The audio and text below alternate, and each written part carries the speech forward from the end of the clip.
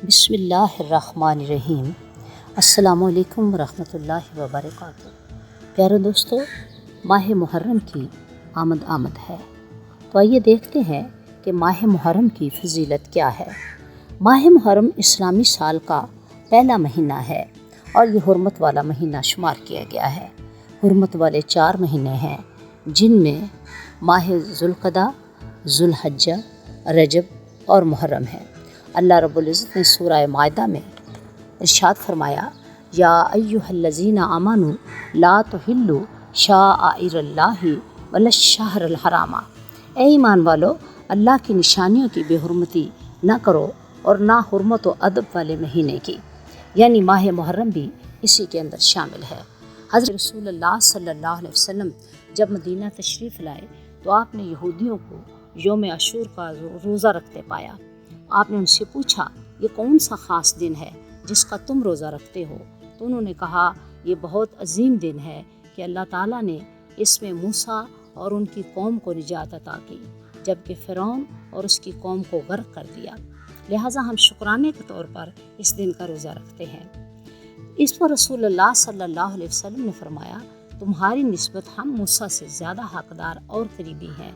बस उस दिन आपने ख़ुद भी रोज़ा रखा और सहाबा इकराम को भी उसका रोज़ा रखने का हुक्म दिया। चूँकि माह मुहर्रम हुर्मत वाला महीना है तो इसमें अहले अरब भी ज़माने कदीम में हर तरह के जंगो जदाल और लड़ाई से रुक जाया करते थे और इस माह का अदब किया करते थे।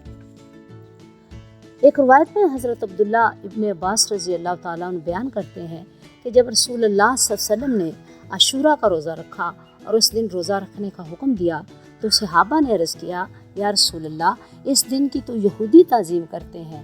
तो रसूलुल्लाह सल्लल्लाहु अलैहि वसल्लम फरमाया, जब अगला साल आएगा तो हम इंशाअल्लाह नवी तारीख़ का भी रोज़ा रखेंगे।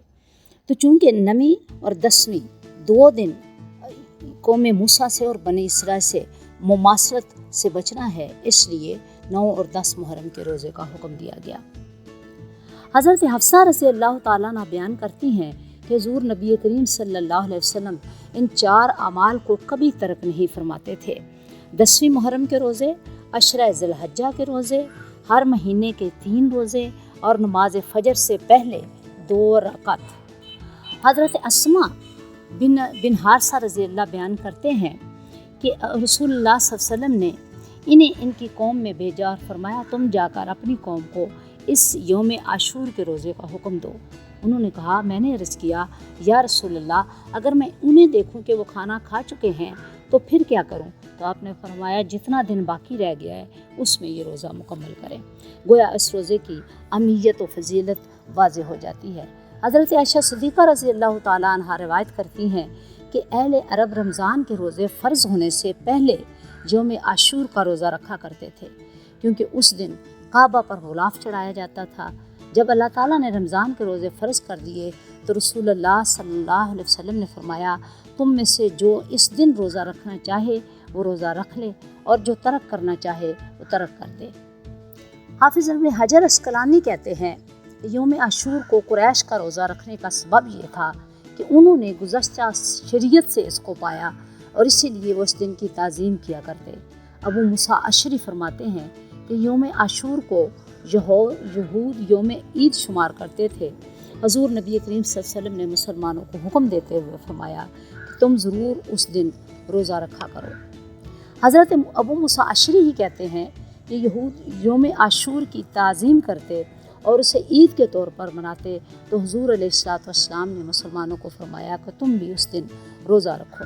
हज़रत अबू हुरैरा रज़ी अल्लाह ताला अन्हु बयान करते हैं कि एक शख्स हुज़ूर की बारगाह में हाज़िर हुआ और कहा, ऐ अल्लाह के नबी, रमज़ान के रोज़ों के बाद मैं कौन से रोज़े रखूं? आपने फरमाया, अल्लाह का वो महीना जिसे तुम मुहर्रम कहते हो। गोया माह रमज़ान के आखिरी 10 दिन, माह ज़िलहज के पहले 10 दिन और माह मुहर्रम के पहले 10 दिन, यानी 10 दिनों के रोज़े अफजल शुमार किए गए हैं। हज़रत अबू कतादा रज़ी अल्लाह ताला अन्हु कहते हैं कि रसूलुल्लाह सल्लल्लाहु अलैहि वसल्लम से आशूरा के रोज़े के बारे में पूछा गया तो आपने फरमाया कि ये रोज़ा का साल के गुनाहों और कोताहियों का कफ़ारा है, यानी एक रोज़ा रखने से पूरे साल के गुनाह माफ़ हो जाते हैं। तो अगर 10 दिन के रोज़े रखें तो फिर 10 सालों के गुनाह माफ़ हो जाते हैं। ایک حدیث میں آتا ہے کہ جو شخص پہلے 10 دنوں کے روزے رکھتا ہے ماہ محرم کے، گویا اس کے 10,000 سال کے گناہوں کا کفارہ ہو جاتا ہے، اور جو یوم عاشور کو یا ان 10 دنوں کو صدقہ و خیرات کرتا ہے تو گویا پورے سال میں صدقہ و خیرات کرنے کا اجر اس کے نامہ اعمال میں لکھ دیا جاتا ہے۔ قتادہ سے روایت ہے کہ اللہ تعالیٰ نے سورہ فجر کے آغاز میں جس فجر کی قسم کھائی وہ ماہ محرم کے پہلے 10 دنوں کی فجر ہے، یعنی وہ پہلی فجر جس دن پورا سال نکلتا ہے۔ چونکہ یہ اسلامی سال کا پہلا مہینہ ہے اور پہلی فجر ہے، اس لیے اللہ رب العزت نے اس کی حرمت کی قسم اٹھائی ہے۔ حضرت حسن رضی اللہ عنہ سے روایت ہے کہ آپ نے فرمایا کہ اللہ تعالیٰ نے سال کا آغاز حرمت والے مہینے سے کیا اور اس کا اختتام بھی حرمت والے مہینے یعنی ذی الحج سے کیا، تو گویا اللہ کی بارگاہ میں محرم الحرام سے بڑھ کر کوئی مہینہ عظمت والا اور عزت والا نہیں ہے۔ علامہ ابن جوزی کہتے ہیں کہ اللہ نے یہ جو سورہ فجر میں یا سورہ لیل میں قسم اٹھائی، والفجر ولیال عشر، صبح کی قسم اور 10 مبارک راتوں کی قسم، اس میں ماہ محرم کی پہلی 10 راتیں مراد ہیں۔ حضرت قتادہ کہتے ہیں کہ فجر سے مراد محرم کے پہلے دن کی فجر ہے۔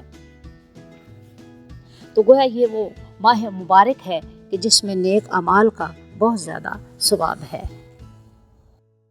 ماہ محرم کی ہر رات چونکہ حرمت والی اور ہر دن حرمت والا ہے، اس لیے ہو سکے تو 4 رکعت، 8 رکعت یا 2 رکعت نماز نفل ہر رات ادا کی جائیں، اور ہر رکعت میں سورہ فاتحہ کے بعد 25 مرتبہ سورہ اخلاص ادا کریں تو ہزاروں سالوں کی عبادت کا ثواب آپ کے نامہ اعمال میں لکھ دیا جائے گا۔ دعا میں یاد رکھیے گا۔ السلام علیکم ورحمۃ اللہ وبرکاتہ۔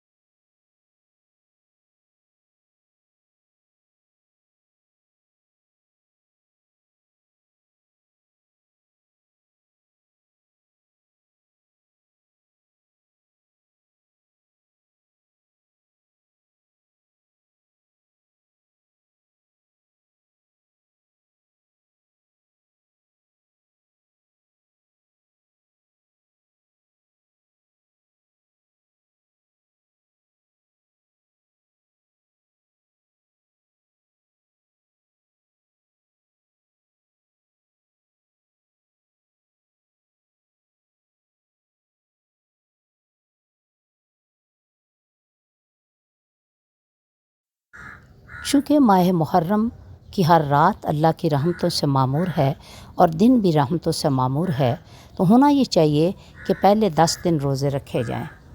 نہیں ہے ہو رہی ریکارڈنگ۔